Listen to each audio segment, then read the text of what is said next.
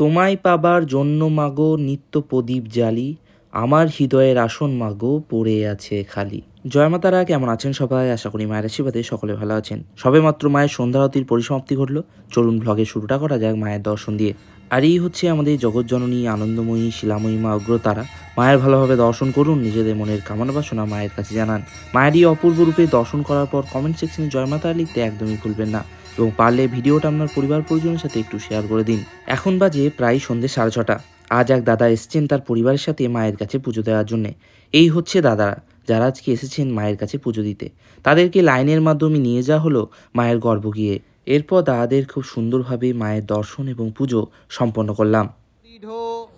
ঘৌরাট্ট, হাস্যপরা, খর্গ ইন্দ্রি, বড় কর্ত্রী, প্রখর বড় ভুজা। এখন প্রায় সন্ধ্যে 7টা বাজে। ভক্তদেরকে মায়ের সন্ধেবেলার খিচুড়ির ভোগ খাওয়ানো হচ্ছে। আশা করছি আজকে ভ্লগটা আপনাদের ভালো লেগেছে। ভালো লাগলে একটা লাইক করবেন। সঠিক যোগাযোগে তারাপীঠ আসুন, আপনাদের অনুভূতি অন্যরকম হবে। সকলে ভালো থাকবেন, সুস্থ থাকবেন। জয় মা তারা।